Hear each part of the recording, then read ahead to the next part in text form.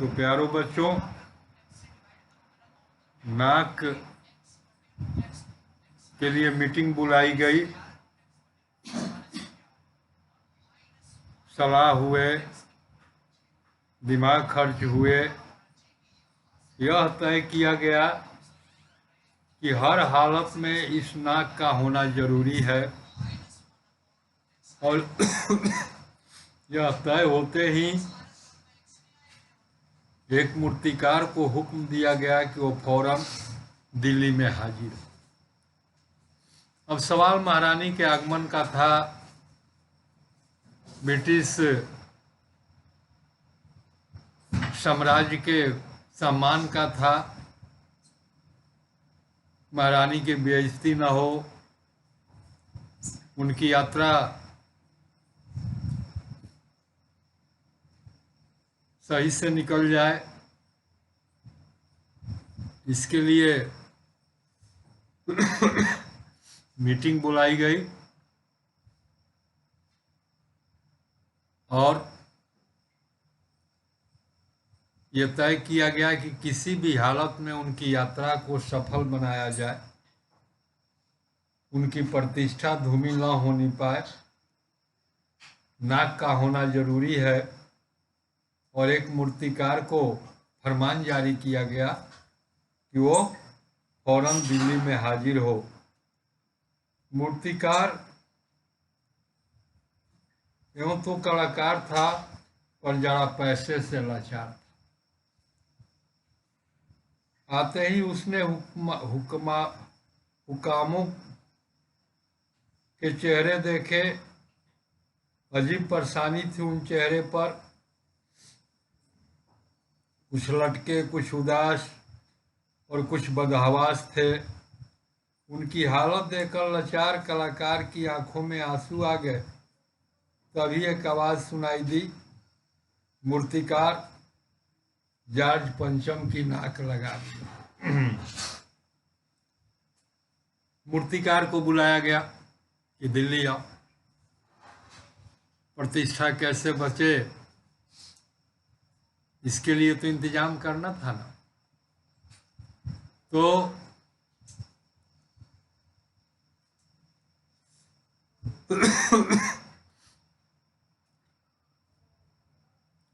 मूर्तिकार कलाकार था, लेकिन पैसे से लाचार था। उसने हुक्मरानों के चेहरे देखे, परेशान नजर आ रहे थे, चेहरे उदास थे और कुछ उनकी हालत देख करके वो भी बेचारा उदास वाला मुंह बना के बैठ गया। तभी किसी ने आवाज लगाई कि मूर्तिकार जॉर्ज पंचम की नाक लगानी है। मूर्तिकार ने सुना और जवाब दिया, नाक लग जाएगी, पर मुझे यह मालूम होना चाहिए कि लाट कब और कहाँ बनी थी और इस लाट के पत्थर कहाँ से लाया गया था।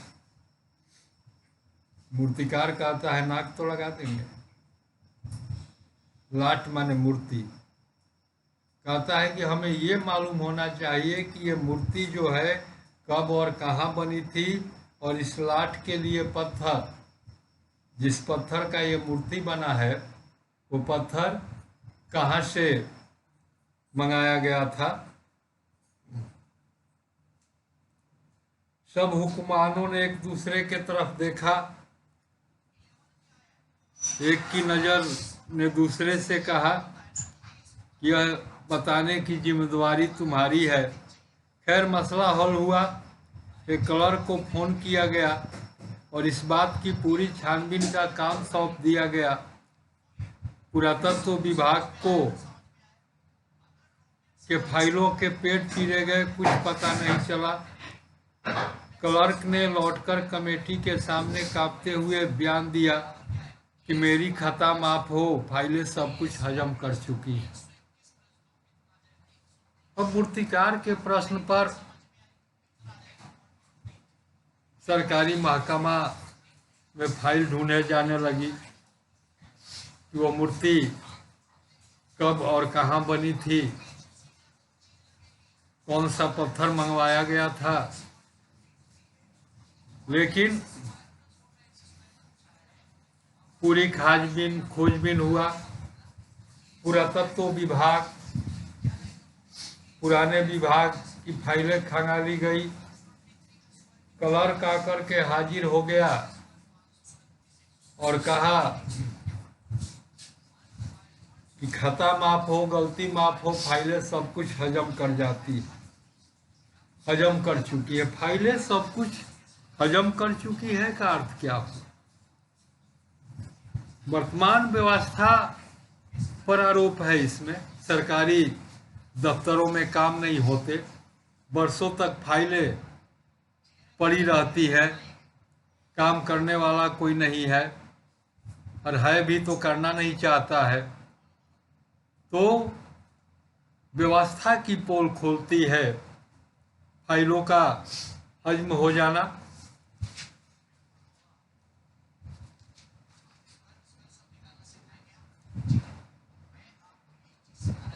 उस कार्यालय के जो सुपरिटेंडेंट होते हैं, अधीक्षक होते हैं, जो कर्मचारी होते हैं, उनके सामने जनता का कोई महत्व नहीं होता।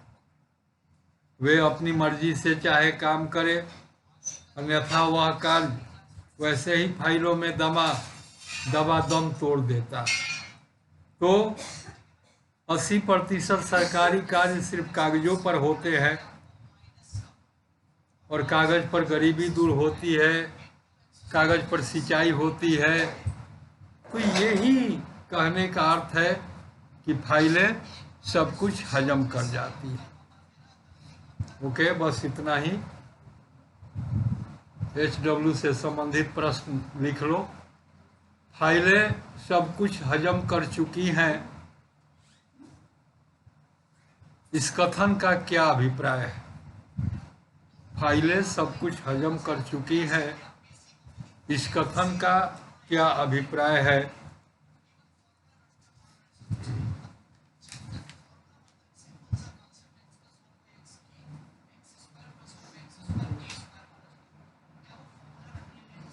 दिल्ली में सब था, सिर्फ नाक नहीं थी, इस कथन के माध्यम से लेखक क्या कहना चाहता है?